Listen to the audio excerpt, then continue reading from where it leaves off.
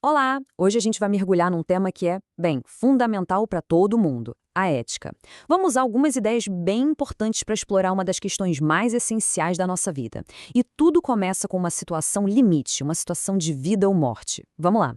Imagina só essa cena. Alguém caído, precisando de ajuda urgente. Acho que a maioria de nós sentiria aquele impulso de agir, de fazer alguma coisa, certo? Mas e se as regras dissessem o contrário? Pois é, isso aconteceu de verdade, bem em frente a uma farmácia. Essa foi a justificativa. Uma regra. Uma lei, talvez uma política interna da empresa que impedia aquela pessoa de ajudar. A vida de um homem estava por um fio, mas a regra era clara. E o resultado? O homem morreu ali mesmo. Essa história do farmacêutico, por mais trágica que seja, não é só um caso isolado.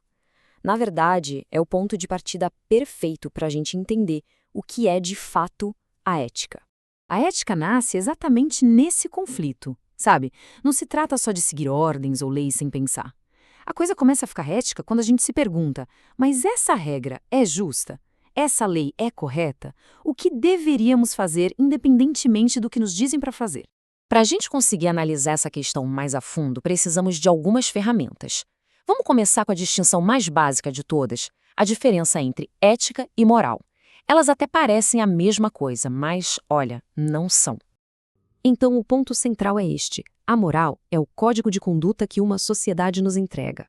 Não roube, ajude os outros, são as regras do jogo. A ética, por outro lado, é a disciplina que para e pergunta: peraí, por que essas são as regras? Elas valem para todas as situações? E o que a gente faz quando duas regras entram em choque? A moral é o mapa que recebemos. A ética é a decisão de questionar se esse mapa está nos levando para o lugar certo. E isso nos leva a uma imagem muito poderosa. A palavra grega ethos, que é a raiz de ética, significa morada, casa. Pensa nisso. A ética não é só um conjunto de regras frias e distantes. É, na verdade, o projeto constante de construir e cuidar de um espaço seguro para a gente viver junto.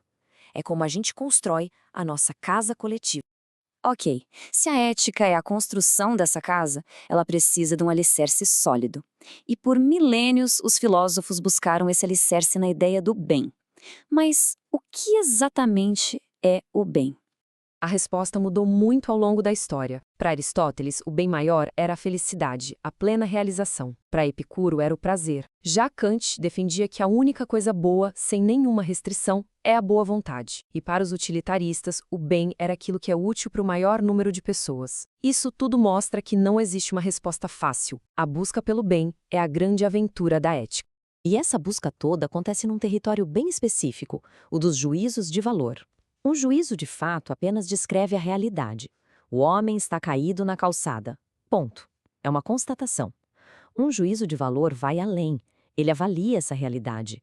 É errado deixar o homem morrer na calçada. A ética vive nesse segundo campo, o campo do deveria ser. Agora sim, com tudo isso em mente, vamos voltar para o dilema do farmacêutico. Aquele momento exato em que o deveria ser bateu de frente com as regras que já existiam. Pensa só. As leis que permitiam a escravidão eram legais, mas não eram certas. As leis de regimes autoritários são legais, mas nem de longe são certas. O farmacêutico, ao seguir a regra, agiu de forma legal. Mas ele agiu de forma correta? E aqui está o outro lado da moeda. Esconder pessoas perseguidas durante uma ditadura era ilegal, mas era a coisa certa a se fazer. Desobedecer uma ordem claramente injusta é ilegal, mas é a atitude correta. Ser uma pessoa decente às vezes exige romper com a lei. É exatamente por isso que a fonte que a gente analisou chega a essa conclusão tão forte.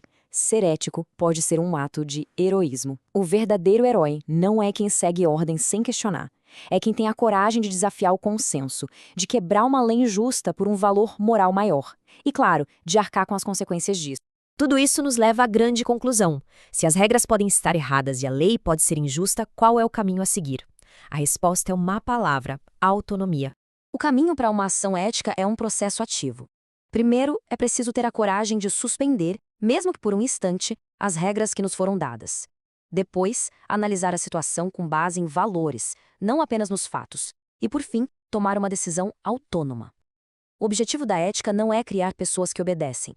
mas sim pessoas capazes de pensar e de decidir por si mesmas. Então, no fim, esta análise toda nos deixa com uma pergunta final. Num mundo cheio de regras, de leis, de pressões sociais e expectativas, o desafio ético é o mesmo daquele farmacêutico, mas aparece para nós todos os dias. Diante de uma decisão, a escolha é sempre a mesma: simplesmente seguir o que é ditado ou parar, refletir e pensar.